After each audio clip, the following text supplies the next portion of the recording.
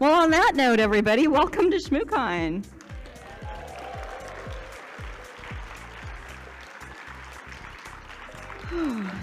It has been a journey. How many, actually we'll ask that question later. Let's just get started. Excuse me while I squat awkwardly. Just kidding. Sort of not kidding. I have no audio. This is probably the best thing is me not to have a live mic. Can we give Bruce a hot mic? Hello? Test. Hello? I mean, I know the answer is no. Turn it off and on again. Yeah, I thought about that actually. It is? Is anybody in the audience named Mike? Anybody? Oh, well, here, I can share. I have two. This is awkward. Mine might need to be turned off too if yours is squawking. Okay. At some point, we can make it so Bruce can be loud. Okay. All right. I was going to ask if anybody recognized this quote, but I already gave you the answer. Mostly harmless. Right? Seriously, I have just bumped into these like 3 times with my eyeglasses. We are doing good today. All right, so mostly harmless. That describes, I think, most of us. We're going to talk about that in a second. This is the part where I go through who's here at the con, right? So we're going to kind of breeze through a bunch of stuff. This is the con opening. It's kind of like ShmooCon 101, right? So who's here? So we're going to start with the staff. There are approximately 91 staff on premise right now. We put them in these green shirts. Renders in town. Carson, can you stand up? This is a green shirt. All our staff members are in green shirts. Carson's like, look at me, I'm pretty. If you need any assistance while you are here, you green shirt people are your friends. Make sure it's the right green shirt. It might be awkward if you approach somebody in a different green shirt. Yeah, don't wear, oh, I have a microphone. You're all screwed now. Just like also don't wear an orange shirt or vest to Home Depot. Unless you know where all the tools are. This is true. Ask Bruce how he knows. Yeah.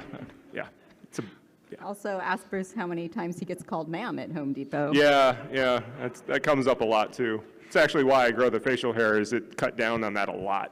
Yeah, it's kind of fun. If you're not sure who to ask, Reg Desk is always a great place to start. It's kind of the info desk. It's kind of the hub of the conference, right? Indeed. Again, just bumped my eyeballs into the microphone. It's the funniest mic setup in the world. Hello, would you like to speak into the microphone? Smile with your eyes. This is like totally off kilter. All right, who else is here? I'm going to just lean forward. We've got speakers here. If you are a speaker, raise your hand. They're all in the rooms prepping. Yay! Carson's a speaker. Look, Carson's just going to be my demo for everything today. 63 speakers. 39 of them have never spoken at ShmooCon before, so that's super exciting for us. Approximately 10 of them have never spoken on a main stage anywhere. So that's also super exciting. Let's be very kind to those people. Bruce, do you want to talk about the Shmoo book? Yeah, so for those that don't know, one of the original intents of starting the conference was to hold the people on stage accountable for the random shit that they were saying. I think getting up on stage is only half the battle. It's really, you have to say something that's informative and true, which is ideal. And it can be challenging. I think we've probably all been to events where like there's a microphone in each aisle and people can line up with their, I don't really have a question so much as a comment kind of crap. And nobody's got time for that. But it's also intimidating to get up in front of an entire audience and be like, I think I know better than you, and so I'm going to sit here and talk to the speaker. So in order to make that a little bit more interesting and get people more engaged, we invented the Shmoo Ball, which was originally a form of discourse where if you disagreed with the speaker or you just had a comment, you could throw it at the speaker. And in the early days of ShmooCon, actually, there was a lot of Shmoo Balls thrown, including like active warfare a couple of years. Yeah, we've got some pictures of that later. Yeah. Over the last few years, oh, wow, that got loud. I love this. Anyway, over the last few years, it's become more of a trinket that people take home, but the intent is still the same. We'd very much like people to use their Shmoo Ball, which this year is a book, as a form of discourse. I think it probably flies better than a ball. Yeah. I think if you get a good rotation, like you're skipping a rock on a pond or something, I bet you can make that thing like really go. But let's not do that. Okay, good job. Everyone's like, yeah, I'm not throwing mine. Anyway, so that's what it's meant for, and this year I like it. It's a neat book. It's nice. Yeah. Yeah. Speakers, do not be frightened. It's okay. Nobody really throws them anymore unless they're throwing them. Yay! I will bring it back to you, sir.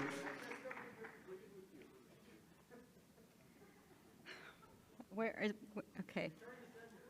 There we go. All right, so who else is here? We've got our sponsors here. We love our sponsors here at ShmooCon.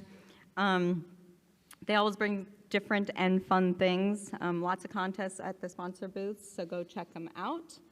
And the booths look great this year. They're really looking awesome out there. So you saw them all setting up. I think by the time we're done in here, they should mostly all be done. So definitely go stop by our sponsors and say thank yous. Go say hi. Go see what they've got to offer. Tons of contests at the sponsor booths.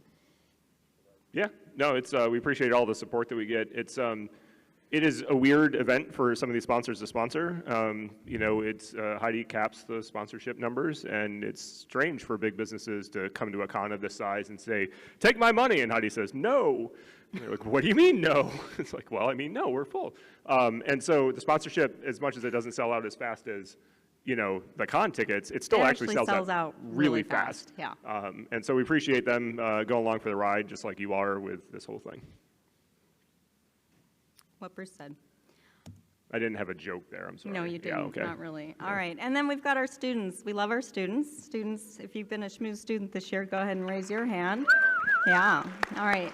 If you are a schmoozer, if you helped us bring those students to ShmooCon, go ahead and raise your hand. Woo! All right. So 48 schmoozers, approximately 71 students. You know, I'm a total pushover when it comes to students, so if you submitted a complete application, I kind of just say yes, and I cover the rest. So you're all here. Schmoozers are all here. They just finished their meetup. How'd that go?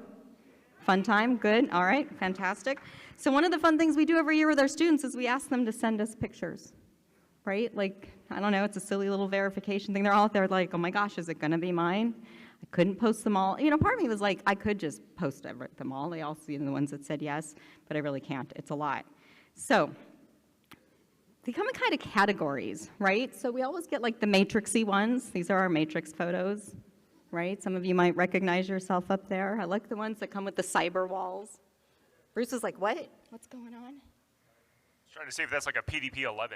Oh, and my favorite one here, you're all my favorite. I didn't mean to call out like my favorite son, but Dope.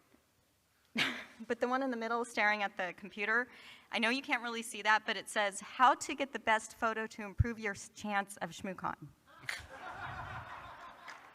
Okay, so that was money. I liked that one. The second category we get is statues. We always get campus statues. Somebody's rubbed that guy's nose a lot. Yeah, it's just, that's. It's a lot of cocaine. Thankfully, it's his nose. Yeah, fair. Yeah. And then. Is that a gourd? He's holding a gourd. I don't know. A pumpkin's a gourd, says sir. the person in the photo, and a pumpkin is a gourd. It's. What? All right, pumpkin fight. Is one not a subset? I don't of know, the but other someone's in making a some Wikipedia fashion? page right now. Okay. Gourds are typically not edible, pumpkins are. A pumpkin, a gourd. All right, moving right along. Then we get this fun A little pumpkin is a category. type of squash, which is a type of gourd. It's a hierarchy, my friend. It's a gourd. The Venn diagram has been written. Yes. I feel passionately about this. This is a hill I will die on starting now. Tomatoes are fruit, damn it. Oh my gosh, do you remember that night? Where were we? We were at dinner.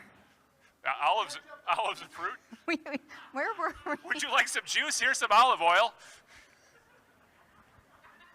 Do you remember that time I raised $1,000 for charity by drinking a shot glass of olive oil and people thought I was weird? I was like, you guys, it's olive oil. That was easy. They made me chase it with a shot glass of sake, and that was actually really hard for me because I think that's the grossest stuff on the planet. Sorry. Then we get the category of what I call the fun stuff, right? So these are always a total hoot to go through and look at. And I love the one with the doorway, because my kids used to do this all the time. Remember, kids? Where are my kids? Hi, kids. Wait, what? They're in the back. They're working Oh, the streaming. hi, kids. So they used to climb the walls all the time. If you have children, you know what that's like. So they're the fun photos. Anyway, students, we love you. We're glad you're here. And we hope you have a great weekend. So hopefully you'll learn something, meet someone, some people, lots of people. There's lots of people in this room. Meet some of them. I'm not sure the one in the lower right actually constitutes proof of anything. I'm just gonna. The Family Guy one? Yeah. Yeah. I'm just throwing that out there I because thought it was creative, though. you did throw shade at the guy one year who just sent in a piece of chicken. Oh, the guy who sent me a picture of his dinner? His That dinner, was a yeah. couple years ago. Also For did not those of you prove who are anything. here, Yeah. the guy sent me a picture of his dinner. It didn't even look that good. And then, of course, who's here? You are here. We like you a lot. We have just over 20, what did I say here, 2,170. It's actually a little closer to 2,180 issued tickets. I threw up some fake demographics there because guess what? We don't actually collect any. This is all just a guess. So you can read through that and agree with me or disagree with me. I don't really care. People are here. You are here. We do know, though, that you do hail mostly from the U.S. Some of you come from Canada, Europe, and other parts of the world because that's factually correct. Right? Yes. Yes. But I'd like to really quick. This is where we're going to put a little damper on the mood for a minute. We're going to go back to that mostly harmless statement, that quote I had back at the beginning. We are guests of the hotel, and someone has been messing with the hotel network, intentionally or unintentionally, we're not really sure, and caused great problems for everyone in the hotel. And we kindly request you knock it the fuck off.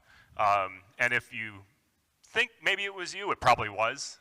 There was Kit running on it, taking, We do know who you are. We do know who you are. Sir, do you have a question? Well, we're not going to go into that too We much tried to right use the now. hotel network. Yeah. It didn't work.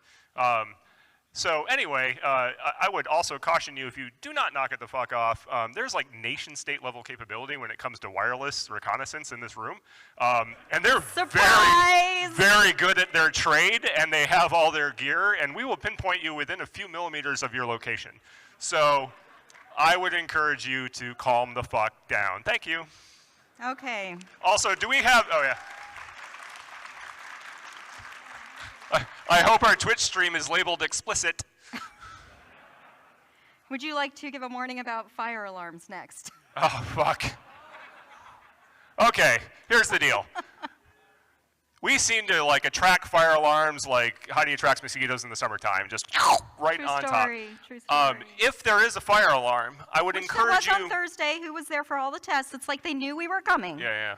They're preparing for the chaos. If the fire alarm goes off, I need you to actually pay attention and leave the building. And this is like the two most important parts. Do so with a moderate amount of alacrity, right? Which means move relatively quickly but calmly. And when you get outside, don't fucking stop, okay? This is like, you don't stop at the end of an escalator. Why? Because people will get killed coming down behind you. Don't stop in a fire drill or a fire alarm walking out the door because there's still 2,000 people trying to leave the building.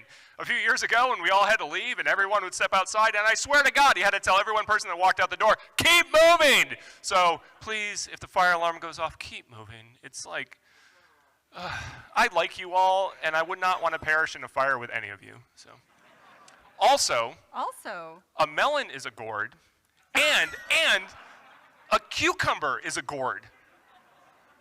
Other fun vegetable fact. Oh my God. Brussels sprouts, cabbage, broccoli, cauliflower Are all? the same plant. What else is the same? Yeah. A It's peach? bananas, man. Like, I A don't peach? understand the world.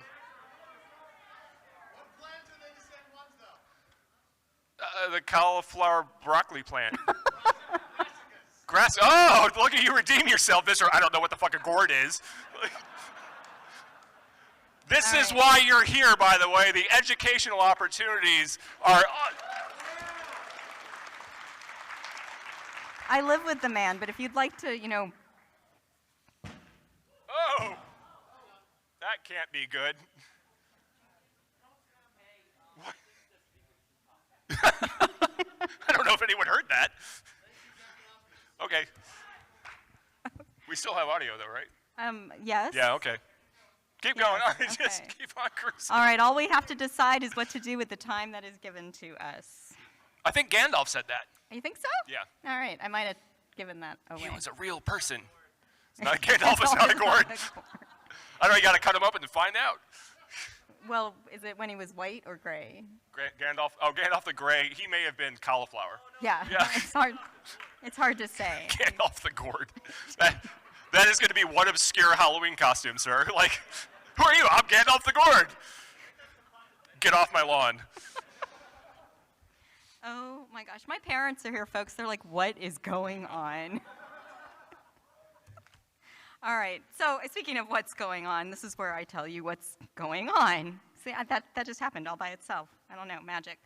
So talks, obviously, there's talks at the con. Yes, there's talks at the con. We have several tracks. I can do this. Today, we will have One Track Mind in this room right here, right? So starting tomorrow, we have Bring It On, Belay It, and Build It. Did I do it? Somebody with a map? Let's say yes. Okay, there's a map coming up on a future slide. We'll see if I got it right. And then Fast and Furious takes place in, oh, crud. I don't fucking know. One of these rooms on Saturday afternoon. Okay, so we also have the Buffett room, which is the room all the way down the hall next to labs at the very end. That room was used today for Schmooze Student and will be in use for part of the day tomorrow for the amateur radio exams, but otherwise is available to sign out for use if you want to do like a birds of a feather session. So for small, gather, talk, whatever, it's just a room available for use that isn't the chill out room, which tends to get maybe a little louder, whatever. So that's kind of sign up on site. Fly time. Yes, Bruce and I have hosted several Buffett sessions, not here. No, we've never done fly tying here, but did anyone tie flies? I'd like to find any fellow nerds. Thank you. Yes, it's There's like one. when you obsess about feathers and fur, and then people then send you fur in the mail. That's happened. Like, would you like the fur of this animal that I killed? Sure, thank Thanks, you. Russ. What a fun gift. Totally not serial killer material. Probably exactly the opposite of that. Yeah. Lots of events going on. Obviously, I just mentioned the radio exams. We've got barcode, SmartCode. How many people did a barcode, SmartCode entry? Few? Anybody? I can't actually see people in the back of the room. Somebody raised their hand. Someone's Just pointing lie. at the one person. Oh, right Okay, there. well, Oh, I there's guess one. you have a very good chance of winning, but there's still time to create an entry. I mean, it is time travel themed, so maybe you could go back in time. I don't know. We've got the Fire Talks tonight, Hack Fortress. It's all in your program. You can look it up in there, but lots of stuff to do down the hallway, right? Anything you want to say about any of those amazing events down there? No, I'm good. Okay. Okay. What else is going on? I mentioned tons of contests at the sponsor booths, hidden around the conference. You will find them. T-shirt charities. If you've been to ShmooCon before, you know that we don't sell you T-shirts. We give you a T-shirt in exchange for a donation. He's still looking shit up. I'm reading about gourds. I'm sorry. From the Las Cruces Sun News, by the way, it has a wonderful article about issues of cross-pollination between gourd families in your garden in New Mexico. I'll turn that off. I should not be allowed internet access, I think is the moral of the story. Well, it turns out we can fix that. Yeah, fair. So this year you have your choice of donating to, so you come up, you're going to purchase a T-shirt. You're not really purchasing a T-shirt. You're making a donation, getting a T-shirt, whatever. And you get your choice. You're given a T-shirt and poker chip, and you get to drop that poker chip into the ballot box. We call them a ballot box, a donation box of your choice. You get the choice of the EFF, or because there are no, we usually pick another charity that matches the theme. I couldn't find any that had to do with time travel. So I picked one that had to do with buying back time. And we're supporting the Memorial Sloan Kettering Cancer Center, this year. So pick one or the other, pick both. If you buy more than one T-shirt, you get 2 chips. And we'll make big donations at the end of the conference to both those organizations. T-shirt sales will start today at 4 p.m. please be patient with us. It usually creates a huge line. We are going to limit the sales of shirts initially, or at least today, to 2 per purchase, just because we want to move the line faster. So just be aware of that. It is a cash-only sales, okay? Starting tomorrow at 2, we will have old con stuff for sale. We went through a lot of this the last couple of years, so we don't have a tremendous amount of it, but we do have old con bags. We do have some old shirts in some sizes, not a whole lot. And then we do have some boxes of crap. The box of crap was, it's mostly good stuff. And this year we actually cleaned out some crap that was in our basement that had nothing to do with the con. That's also included in the boxes. So This is true, and I will ask, if you get one of those boxes and you're going to know what the item is as soon as you open it, please don't use it inside. yeah, now you're like, I'm going to buy a box of crap because I Right. want to know. And actually, Bruce, the boxes of crap this year, they're a little substandard, I'm not going to lie. We're only going to do them for $10, but the incentive is... They're that- listening. Be nice to them. Sorry, boxes of crap, There I you go. love you. There you go. Every box of crap is unique and special. Yes. But they actually are. They're not Could all you the just same. stop and let me finish my sentence, sir? Yes. Thank you. Anyway, the real incentive to buying the boxes of crap is that hidden in a few of those boxes of crap is an opportunity to bypass F5 next year. Last year, see, it's time travel, folks, and potentially purchase a ticket out of band for next year. So that's kind of the incentive of boxes of crap or bags of crap every year. The crap's fun. Get stuff out of our storage unit and out of our house. I promise there's no like mismatched socks or anything like that from our basement. It's actual swag and Yeah, unused. like that. Yeah, it's okay. yeah, it's all fresh. I mean, it's fresh, seasoned, storage, fresh, but untouched. Yes. Car batteries for cars we don't own anymore. Things like that. Let's go with that. Okay. Okay. I'm going to let you take this next slide. I don't know what it is. I know you don't. Okay. Oh. It's easy. Saturday night, there'll be 2 things going on. One in this room, we'll have Lintile hosting Shmoo FAQ. Looking forward to that. Thank you, Lintile. Woohoo! Yay, Lintile. I'll be 9 to 11 in here, awkwardly on the other side of that wall over there. Much more quiet. We'll be playing games, and more games. We bought a strategic stockpile of board games last year and have added to it. 2 years ago. 2 years ago? 2 years ago. It has been 2 years. Holy shit. So we have board games that are easy to pick up. We have other board games that if you're a pro and you know what you're doing, we probably have it for you. And there'll be a bar available outside, the cash bar, that you can drink to your heart's content on your own dime. So, but yeah. So nice this year. We also have all the points in the world at our local game store because we did shop mostly local for all of that. So that Yeah, was we nice to do as basically well. cleaned out the local game store to the point where like it looked like they got robbed. Now they know us by name when we walk Yeah, we in. walk in, they're like, welcome! We're like, Our concierge is ready to service you. What would you need? 25 copies of, I don't know, Carcerone? Yeah, absolutely. Here you go. I think you said that wrong. I'm sure I did. I have no idea. I just pressed the button on my iPad to play it. Carcassonne? What? Catan? Well, that's different. Catan, potato, tomato. Can you say UNO? I'm going to start giving gourd facts if we're not careful. I found more. Did you? Yeah. Yeah. Okay, go ahead. Okay, so if you do have 2 gourds that are planted near each other and they cross-pollinate, the result of that will not become evident that year, but in the seeds of the following year. So if you keep the seeds and you plant it, you can get like a whole new goddamn gourd, and it may be completely inedible, even though the first 2 gourds were good. So if you want to get into like gourd husbandry, this seems like a wonderful thing to do. Thank you. Also, I'm not sure the term gourd husbandry has ever been used on the internet. I'm going to go find that next. Oh my God. I think your husband has ADHD. Really possible. Oh, yes. Oh, one no, of it us. is a term of art. I apologize. Shit. I'll have a Medium site that you can pay for shortly. All right. Every choice we make allows us to manipulate the future. This is also true of gourd husband. Gourd husband. It's going to be my new tattoo. Also, I like that Captain Picard ruled out time travel. All right, so many choices. Okay, everything we've just gone over can be found where? in your program. Yeah, this is such a lie. Your program was not in your bag. So sorry they arrived late. But the big hint here is look in your bag. Look in your bag. Just do it. Everybody should look in their bag. Not all of you will have happy findings, but some of you will. Okay. In your program, the schedule can be found in the centerfold. Why? Because that's where the schedule should always be, is in the centerfold of the program. They're all looking in their bag. Yeah, so now you've got people are like, well, mine's boring now. Well, that's different. You're just special, Richard.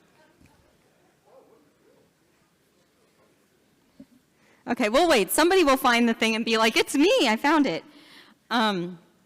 So the schedule's online. Probably the most current schedule will always be online. Literally, once we print the programs, they're out of date.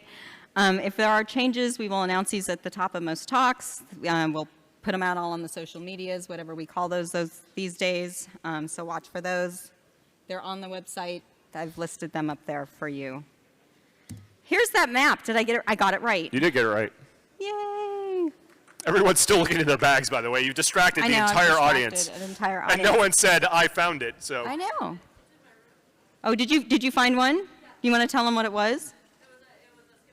Skip the line ticket for next year. Yeah, I hide those in the bags every year. So, you know, you should always check, at least at ShmooCon, check your bags.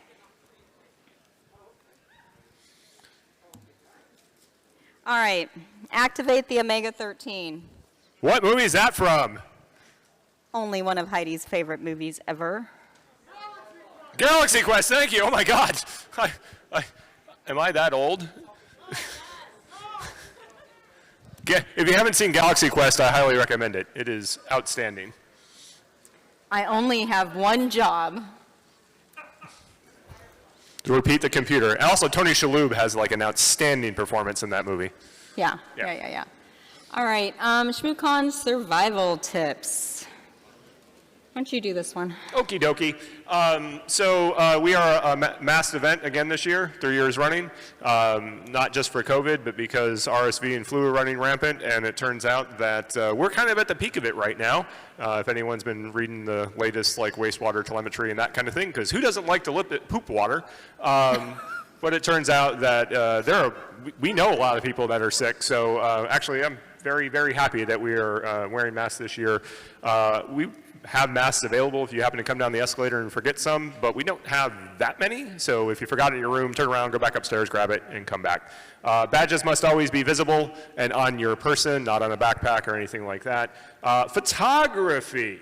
So this is for some of you will be new and or different. We don't allow general photography. You can't just run around the halls taking pictures of anybody willy-nilly. Anybody that you take a picture of needs to have given you permission in advance of the picture that you're taking. So if you are going to take a photo of your friends or whatever, make sure that everybody in the background is either out of your way or consents. That's it. If you find you're taking photos and not getting people's permission, we'll have a conversation, and then if it keeps happening, we'll ask you politely to GTFO. So there are 2 official photogs, though, who follow the rules very well. We have Carson and we have Eli.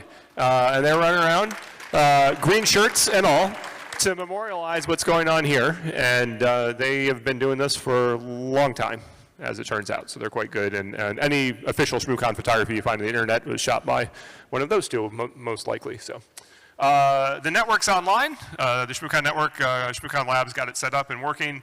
If there's several different networks that you can get on, the ShmooCon WPA, you can go to labs.shmoocon.net, enroll yourself, get an account, and have a WPA connection hammered up. There's also an open network and some other odds and ends. The Labs team has done a great job of getting the network up and running. So first of all, big round of applause for the Labs for getting us internet everywhere we go. And finally, parking. If you brought your car here and want to pay an extra car payment just to put your car somewhere for 4 days, you can get 25% discount on parking. Either if you're in the block, it should be automatic when you check out. And if it's not, we can get you, or if you're not in the block and you're just here for the day or you're booked out of the block, you can come to the registration desk. We'll get you a little discount ticket, and you can use that to get your 25% off on parking on the way out. And if all that fails and there's a parking attendant in the garage, you can show them your... Well, badge. Didn't quite and, confirm that. It should work, but come get the ticket at Reg. Yeah, try to get Don't the rely ticket. on the badge. Just come get the ticket at Reg. Yes, excellent. Good talk. Yeah, well, again, busy morning. Okay, so some more ShmooCon survival tips. We do have this email address, security@shmoocon.org, that is monitored 24/7. Actually, I have folks on the West Coast monitor it for me overnight, and they call and wake me up if anything happens while I'm sleeping. So please, please, please only use this address if it's a real issue that needs to be addressed in real time. Do not use it to email me that it's hot, okay, because I will get woken up. It's there for your use if you are in any need. Do not hesitate to use it if you need to use it. It's there for you. We should explain to the younger generation what email is. It's the way the older people communicate. You probably have access to it, but won't use it very often. But we actually found it's the best way for us to automate For the after process. hours, obviously, if it's during the day. Yeah, if it's during the day, you can come find a us. green Yeah. shirt, you can come find Heidi or I. We're happy to work through any issues that come up. But if something's happening after hours and you need help, please email, and we'll get on as fast as we can. Right. And all of this, again, it's in your program, so you can read it there. And then how to be happy come Monday morning. Don't forget to eat. Don't forget to hydrate. Water. I mean water. Sleep, shower, and most importantly, go home having learned something while you're here, right? Okay. Okay. If you want to lift yourself up, lift up someone else, okay? This is one of these things I believe in wholeheartedly. It's why I'm standing up here in front of all of you. I get to work with You just went to 2 slides.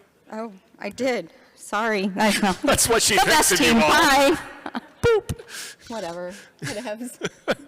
I get to work with the best, incredible, most amazing team of volunteers and staff members. I mean, whatever I call them, both things.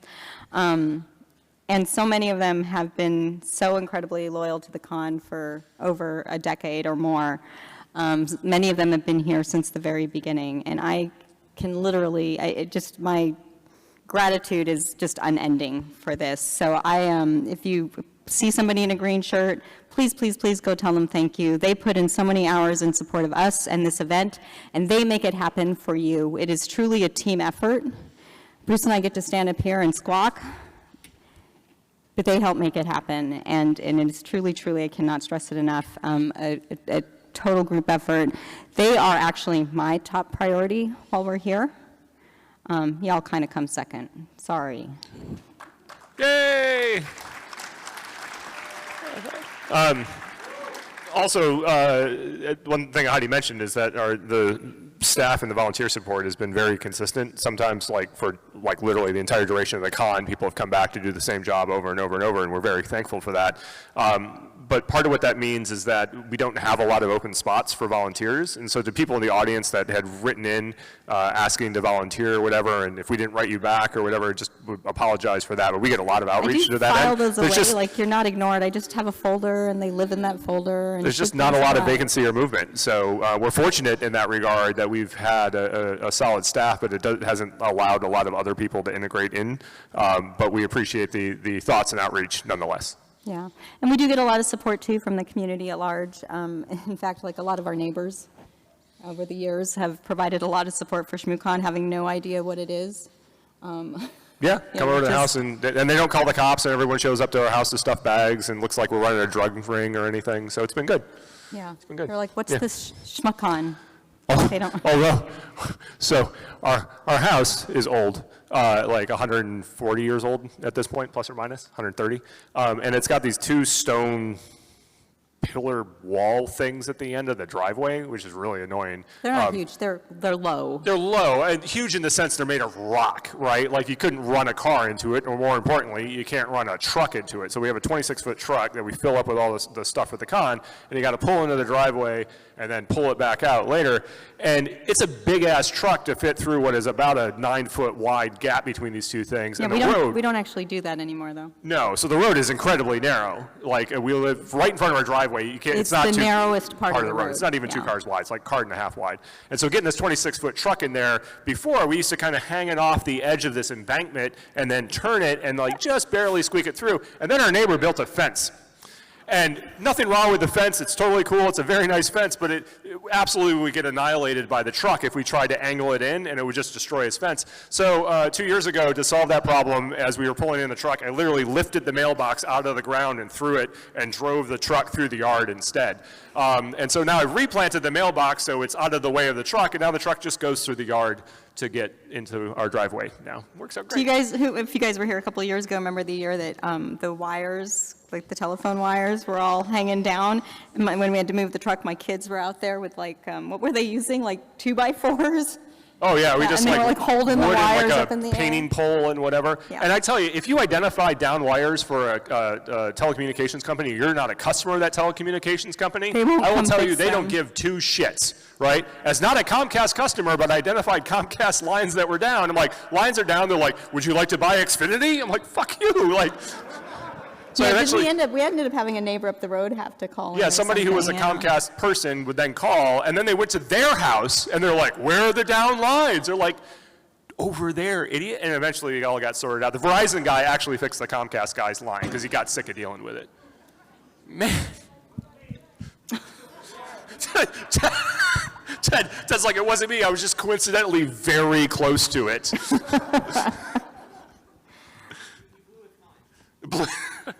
Blew his mind. That wasn't the speaker. That was his mind. All right, the why behind the con. Why do we do this? Whoops.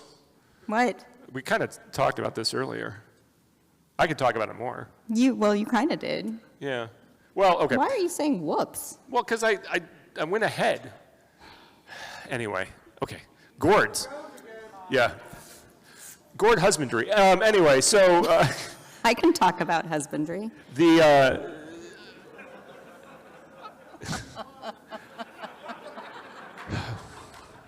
Anyway, I think, wow, that broke me. So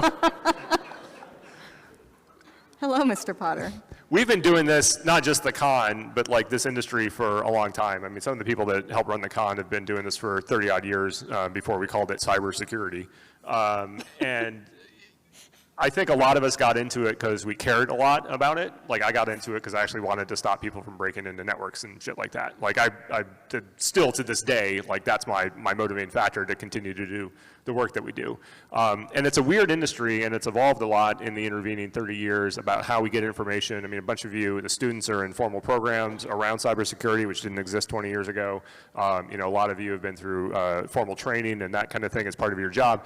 But the reality is, you know, when we started this, a lot of those institutions and systems didn't exist. And so people would come to these kind of events, and this is how we shared information, right? Like you would go to DEF CON every year and like see the latest O-Day from before we called it O-Day, and talk and meet people and whatever. And so while the industry has continued to evolve, I think the purpose of events like this has still remained constant, that they're a good opportunity to meet your peers, it's a good opportunity to learn, and it's a good opportunity to you know, really see what you want to do when you grow up, regardless of your age. Part of that is holding everybody around you accountable, right? Not believing whatever the people on stage are saying, questioning what's going on, but also holding each other to high account and making sure that we're trying to do the right things for the right purposes. So, you know, that's been the driving force of the con. That's why we continue to run it like we do.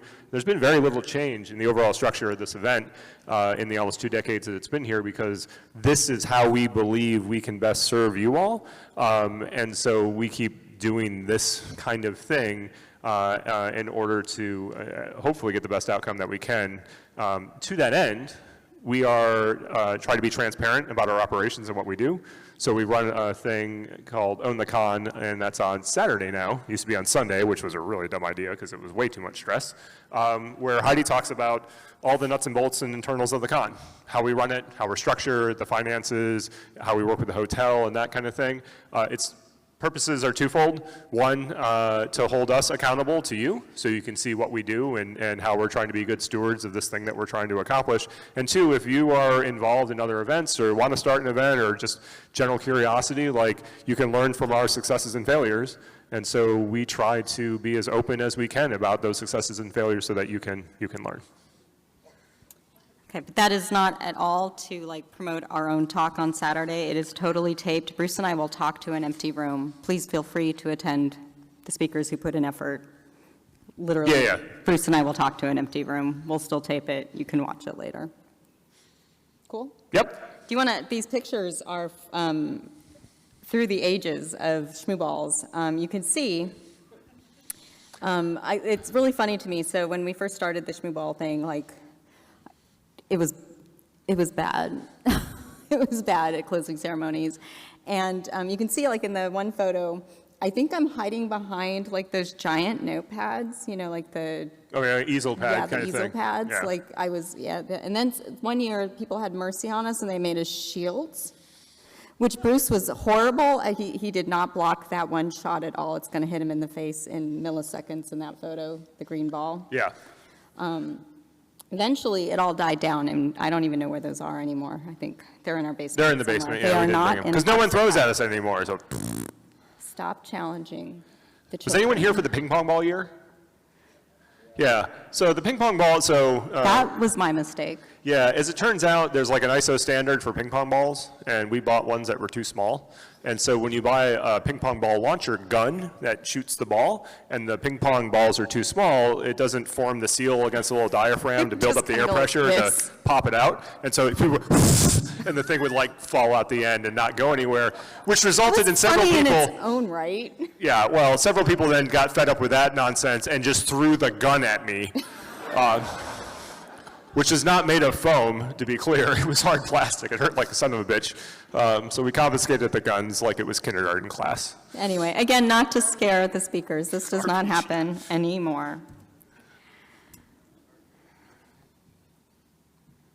All right. We all have our time machines, don't we? Those that take us back our memories and those that carry us forward our dreams. All right, so we're going to go back in time a little bit. We're going to go back just a few weeks ago. This is a picture of our driveway, and that really nice blue piece of equipment there is the pallet jack that we finally got grown up and bought after 19 years of doing this. It's the most nonsensical thing that we didn't own, because we get freight deliveries every year of the bags and a bunch of other stuff, and the first thing we do is depalletize them and carry them by hand into a garage. And then Heidi was like, "Why don't we just buy a pallet jack?" And it was like, "Oh, like no shit, like should have done that a while ago." But we bought a good pallet jack because the guy Oh who my came with the gosh. freight delivery is like, "That is an awesome pallet jack. Where did it come from?" Like He was Granger. It's like, coveting "What's the our part pallet number? I'm gonna go jack." buy one." He was very excited about the pallet jack we had. Who knew pallet jacks could bring such joy? Apparently us now. Yeah. They're Oh, they uplifting. are so uplifting. Oh, my Lord. All right. So 2 years ago, I posted this picture during opening. Some of you may remember this. This is sort of a little retrospective on the truck we used to bring down to the con and the truck that we use now. You can kind of see the difference in the amount of boxes it takes to run this event as well. Yeah, it's kind of crazy. Takes a lot of work to load that truck. I will tell you that some of that loading happens during t-shirt and bag stuffing, and the rest of it happens on Thursday, and it is done by Bruce, myself, Todd. Todd, if you're in the room, thank you for coming every year a day early, and my children. Every once in a while, we get an extra person, so we are champions at lifting heavy things and putting them back down again. So P.W. Crack, who just left the room because he apparently knew I was going to talk about him, He's gonna pop back in. has a rule that is basically you should never touch a thing twice. And I typically violate that, where this stuff gets delivered, I'll put it somewhere, and then decide it's not the right place, then I move it, and then bag stuffing day, we move it 2 or 3 times. So I've tried to become much better about only touching things once. But at the end of the day, like, there are literally hundreds of boxes that come to our house, and they get carried by a potter across Hell's Half Acres, like, repeatedly. It's ridiculous how much crap shows up, and we get to move And around, if you, move I mean, around, if move you around. look at that driveway, our driveway is long. And depending on how adept our delivery drivers are, Sometimes they just don't pull in the driveway. We've had them like leave crap in the road. They're like, "I'm not dealing with this crap," and they just leave it there. We're like, "Thanks." It's great when it's a skid and we have to deal with it pre-pallet jack. Also, the pallet jack has wonderful warnings on it, like don't take it down a hill and stand in front of it. And our garage is down a hill, and so I took it down a hill and stood in front of it as like its first job. It was like, "Oh, let's put a bunch of crap on this and see if I can get run over by the pallets." I did not. So I will keep doing the dangerous thing. Past success, future something, something. All right, so if we go back to the very, very beginning, for those of you who are unaware, the origin of ShmooCon started at a bar in a conversation. I actually was not there. Was not me. It was you, Beetle, maybe a handful of other people. Pretty much me and Beetle. You and Beetle. Yeah. They came home from, was it TorCon? No, it was Black Hat. It was Black Hat. It was Black Hat. Yeah, it was Black Hat. It was TorCon. No, it was. I think it was Black Hat. Anyway, Beetle's not here, so he can't disagree with me. So I'm going to tell the story that way. We were at a con. They were at a con, an unmentionable and unimportant to the story con. And somebody was on stage. We were actually in a talk. So this is going well. I'm disagreeing with my wife on the genesis of this thing. The conversation continued at a bar. At a bar, yeah. Let's go with that. So because that's the rest of the story I got later. Somebody on stage said something woefully incorrect, and Beetle and I were kind of assholes, and we would normally be the ones to be like, no, that's wrong, and we'd get in an argument with the person on stage, and we're trying to be more polite about it, so we waited for someone else to say, no, you're wrong, and no one did. And Beetle was like, well, if we ran our own con, that would never stand. Right. And like, totally, dude, and I thought So that was the they- end of the conversation. They came home, and Beetle, unbeknownst to his wife, took out a mortgage on his house. And that was the funding for the first ShmooCon. Now, thankfully, we made the money back and quickly paid off that mortgage, and there was not much strife to be had there. And the con has, been running ever since. It is, founded by the Shmoo Group. It has always taken place out of Shea Potter. Like, that has always been Con HQ. We've lived in 2 houses. We had just moved when the first one started, so we moved from Yes. Virginia to Maryland, and that was the inauguration we started. It's been run with the help of a lot of friends, we've talked about that, and just a lot of help in general over the years. So it's Yeah. been it's been 20 years. 20 years, with one since the exception. very beginning, yeah. Yeah, stupid COVID. You can see kind of our journey here in the program covers. I like the first year we were basically like, if you walk down, everyone remember, for those of you that are much older, the generic aisle at the grocery store that used to exist? That's what we looked like in year 1. We've gotten a little more colorful since then. Our badges were literally just one color badges Yeah, with that was like on a the- happy face put That on was it. on the slide earlier. Yeah. Yeah. So we've come a long way. Some serious taping going on over here. And we've had a lot of growth, and with I'll ask for your forgiveness, but one of the easiest ways to measure growth, of course, is through the growth of your children. And this is a little bit of a lie, because the photo of my 2 boys at the time there is actually from 2006, not 2005, because I just couldn't find a photo from 2005. But I had 2 children in 2005, and a really, really skinny me barely off in the distance in that photo. And then fast forward to this last Christmas, and you can see that my children are adults, and they have significant others. One's married, and we've added a 13-year-old. So We added him as a newborn. He is now 13. Just want to clarify that. I'm sure they understood. I just removing any His middle name is ambiguity. Gord. Yeah. That's a good idea. Sorry, Daxton. And then I wanted to share this because there's no shame in this, but it kind of made me laugh. This is the T-shirt sales from when I started recording them some time ago. If you look kind of closely, we had actually sort of started to shrink as a community. Those last 2 bars are from the post-pandemic. Yeah, of particular note is the men's extra large, which was really a steep decline and then a step function increase. No, this isn't like really good data, right? It's not the same people showing up every year, so let's just take that into account. But I kind of had to giggle, because I'm like, facts, right? Like, this is truth. Anyway, I like to share this kind of data. So that I just, I have graphs like this for basically everything ShmooCon somewhere. All right, so look to the future. Over the course of this journey, we've made a lot of new friends. This is my dog staring out the window, doing nothing at all to get the squirrel off our property. Right? Go, Hammy. He's just like, yo, dude. Yeah. We've learned, we've kind of grown up, some of us. A little bit. This year I've set the bar back pretty far, though. I feel bad already. I'll have to mature tomorrow or later today. Anyone have maturity? Can I borrow Excuse some? me. Or a bag of weed? Sorry, what? Find in the gourd? It's in the gourd. Maturity in the gourd.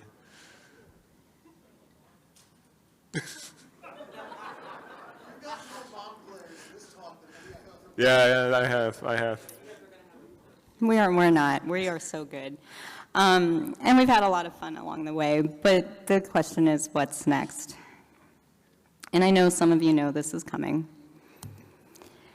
ShMooCon2025 will be the last ShmooCon.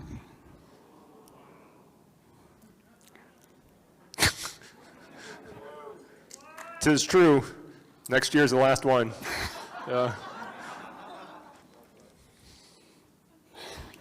It's going to be hard.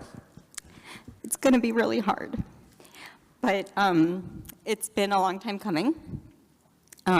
We knew from the very beginning that this would not go on forever. We knew that we didn't want it to go on forever. We knew that we wanted to go out while it was still good, right? Thank you, Gary.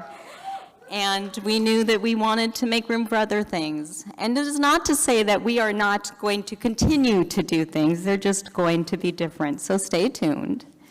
But that's the news. The news is you've got this ShmooCon to enjoy. There will be one more. And then stay tuned. So next year's ShmooCon, we're not looking at it as an ending. We're going to call it a commencement ceremony. It's going to be a beginning for whatever comes next. So, according to the 11th Doctor, who I think is full of wisdom, everything's got to end sometime, otherwise nothing would ever get started. And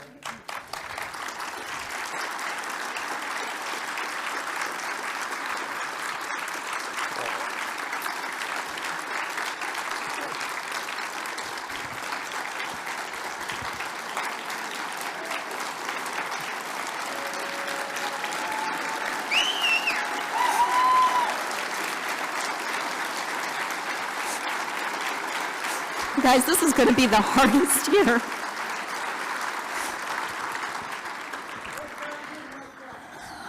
so, just so you know, and I want to warn you on this, it is going to be a commencement ceremony, so there'll be a representative from Jostens reaching out to you all. You get a cap and gown, and you get a, no caps and And gowns. then we'll have class rings too, and so you have to decide, what do you want on it? Do you want the thing engraved or whatever? Class rings. And it'll be like 20 times more expensive than it should be, and it'll show up the day beforehand. So just prepare yourself. In the wrong size. Yeah. Not to throw shade at the Justin Sizzo who might be here. Apologies. I don't really know. They will be next year. He will be. I was like, I came. You called. They're gonna It's like bring the you bat a signal. You're having a gourd. commencement? Ha ha. All right. Okay. Been dreading that all morning. All I've been right. dreading that for a year. We're good. We're good. We're going to have a great weekend. All right. I'm going to end with one more slide. This slide means a lot to me. I say this to every volunteer group I work with. I've told this to my children 100 times over. It's not the one you think it is, kids.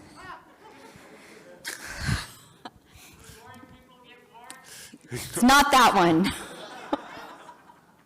So the one I tell my kids the most is only boring people get bored. So I'm going to tell you that one first.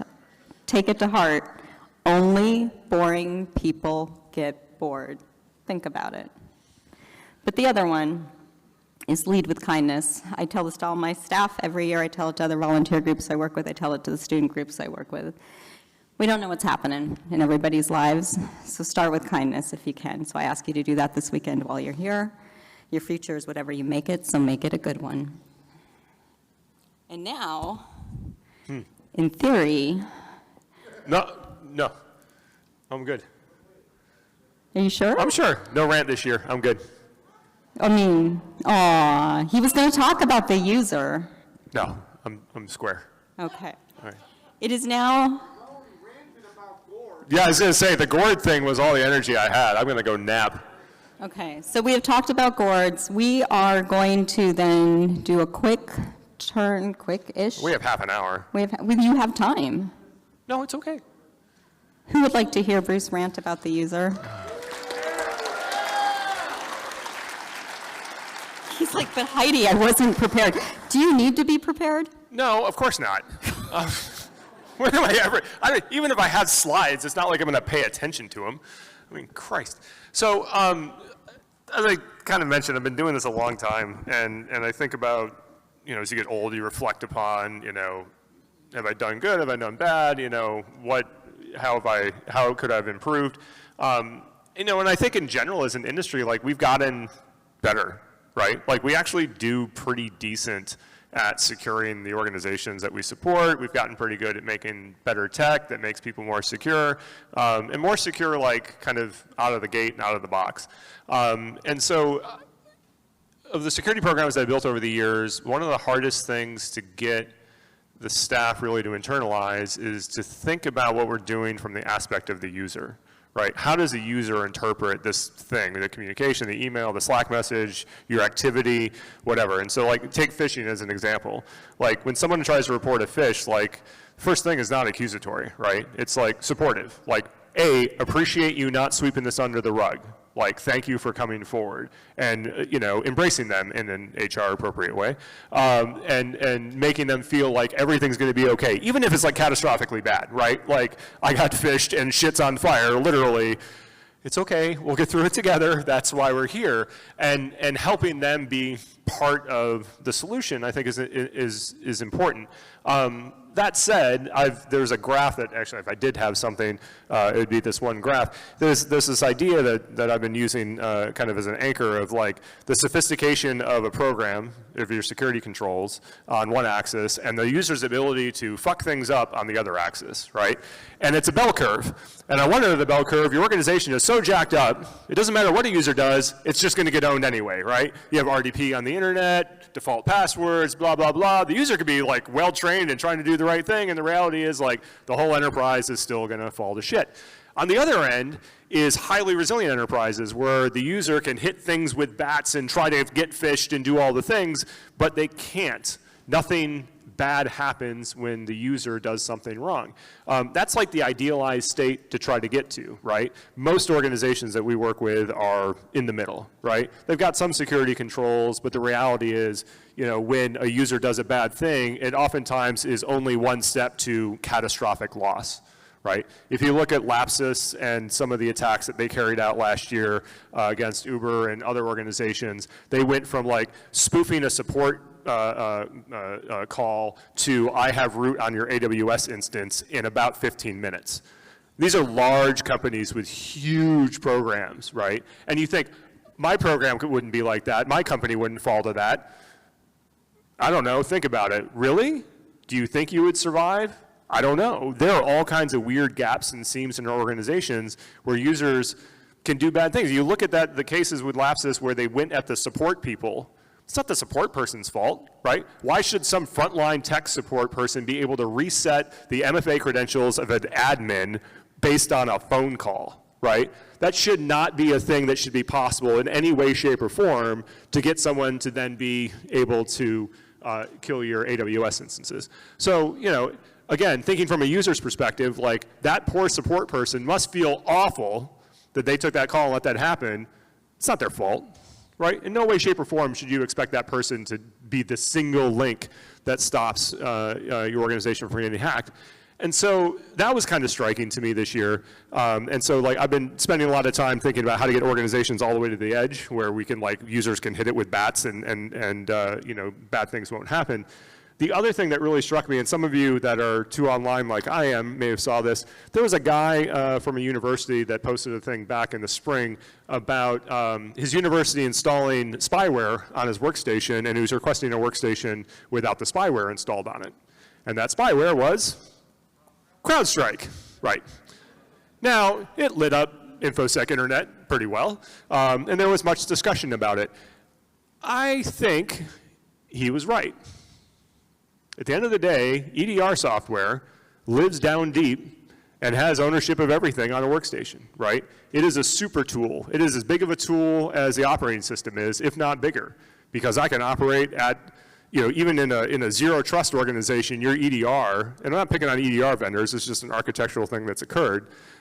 Your EDR is a weapon, and it allows surveillance of your employees. It allows attackers to gain access and complete control over your entire enterprise. Even if you don't have AD, which is like a scourge on the planet, no offense, but if you've gotten rid of that scourge and you still have EDR, you need to be as diligent about monitoring and paying attention to your EDR as anything else, and prevent the people who have administrative rights over that system from doing inappropriate things to your users, right?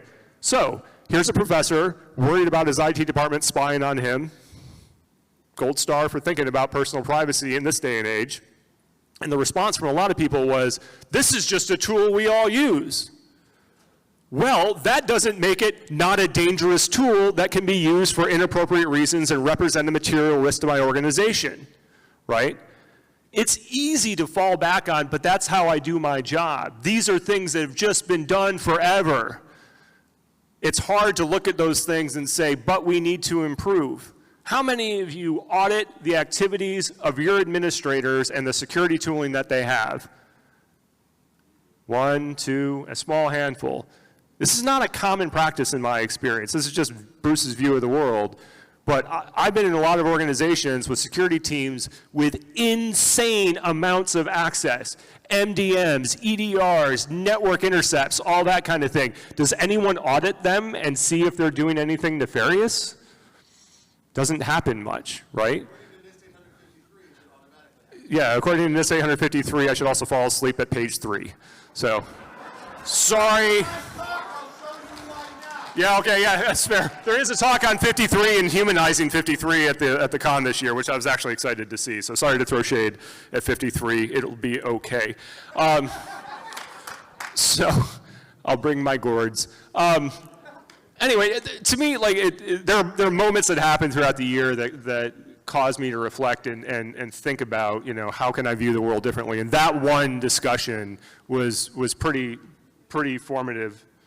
Oh my God, there's a ChatGPT Gandalf the Gourd creation on Twitter.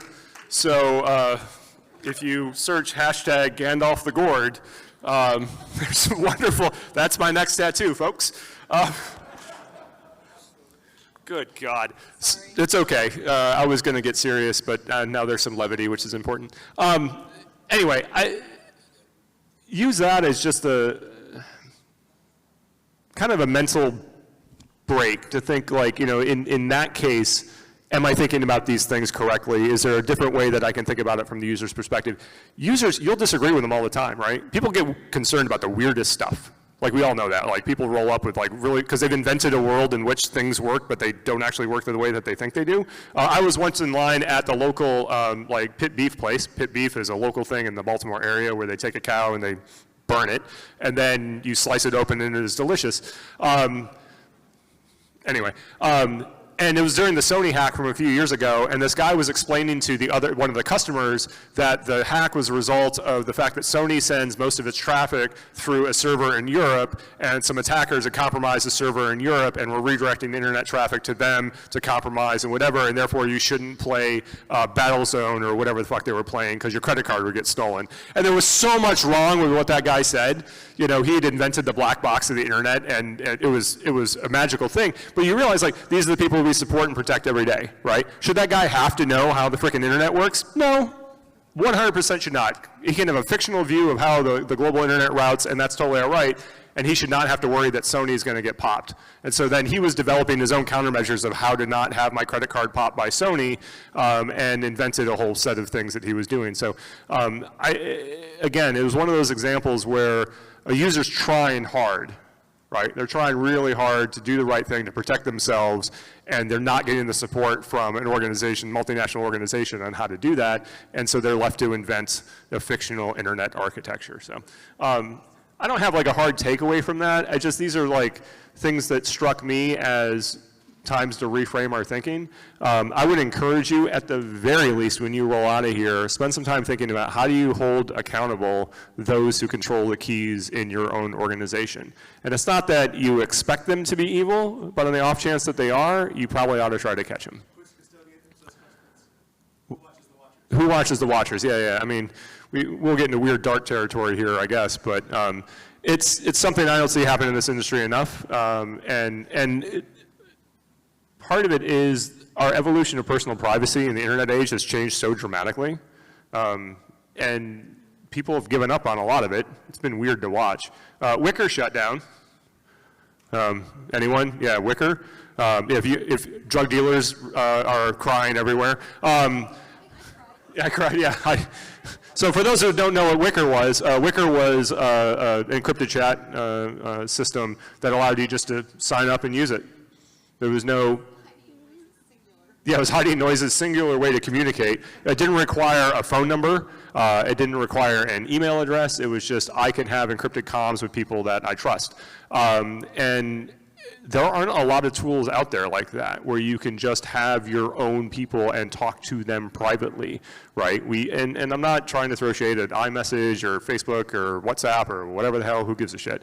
But those are all centralized systems that you give up parts of your personal privacy in order to be able to use them and have the convenience of using them. Wicker wasn't easy to use, crashed a lot, it was kind of weird. They had no password recovery. That was fun. So I have GDED1, GDED2, GDED3, GDED4, because every time I forgot a password, I was like, oh shit, I just had to create a new account. So there were drawbacks, right? Like clearly, this is not some grand utopia UI, but it was an interesting experiment in how to communicate in a way that I think preserved our personal privacy. A lot of you were born later when the internet and the things are already pretty far along, and your view of personal privacy in the generation of the 20-somethings is probably very different than the 50-somethings, not throwing shade over people that are older than me. Ouch, yeah. I dug that. My wife is 2 years older tan I am, so year and a half. But she's 29. My wife's been 29, 21 times. With that, my comments will cease, and I am done. I have so many fewer gray hairs than you do. Ouch. Just like to point that out. Yeah, I am the graying one with my gourds. He found his first gray hair. Yes, Dee, I have to get dressed. They're prompting us for our next event, which I'll explain in 2 seconds. He, on his 30th birthday, he found his first gray hair. Now, stand up. My hair was this fucking long. He calls me into the bathroom. He's like, oh my God, Heidi. And he's like, I'm like, what? He's like, I've got a gray hair. And I'm like, oh, he's the least vain person I know. So the fact that he's even calling this out was hysterical. But he's like, I've got a gray hair. And I'm expecting like this little thing. No, it was like 4 feet long. I'm like, how did you just notice this today? Yeah, it was. So you know what I did? Because I'm nice. Yank. I still quietly think that she glued it onto me at night when I wasn't looking. And I've never said that until now, so. I wouldn't put it past me. Yeah. All right. All right. So our next little thing that's going to happen up here, how many of you have seen the show Taskmaster? That's not enough. Okay. So your assignment, if it were, I mean, you don't have time to do it now, but go watch that show. It's kind of fabulous, whatever. It's very funny. My child, the one back, the one over here. Sure, you can come up. I mean, you're going to have to come up here soonish anyway. Introduced us to the show sometime in the last year. And this last year was a really long and hard one. And I cannot watch this show without laughing. Sometimes laughing so hard that my dog thinks I'm dying, okay? So this dog will crawl up all over me and is like, are you okay? And, you know, I am, mostly. But I decided at some point, I don't know, it was like October, late October, I looked at these two on the couch and I said, I want to do Taskmaster. And they went, because my family is amazing, they went, okay. And then I said, well, clearly we need more people. And I said, well, let me reach out to people. And I said, hey, I got this idea, I want to do this thing. And people said, well, that sounds terrible, when should we show up? And this amazing group, many of them ShmooCon volunteers, and some of those people attached to ShmooCon volunteers showed up at our house, and we spent something like, well, I mean, many, many hours, but that day it was like 16 hours, filming what essentially will be a TV show that we're going to show you in part now, and then at the end of the con on Sunday. So I'm not sure how much more I should preface. Well, so We will show the prize that they will be competing for, and this is a real special one.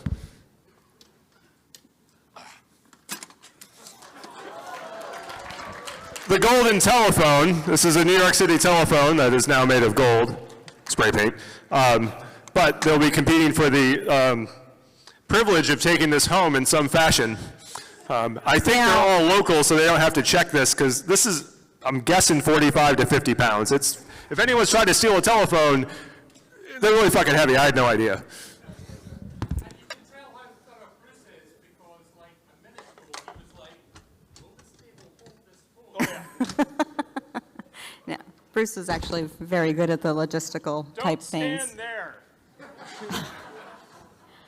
So how much more, or, I mean, should I, We need to. we need to go. We Okay. need to take a break and set up for this, so join us at 3:30 for the first half of Taskmooster. Yay!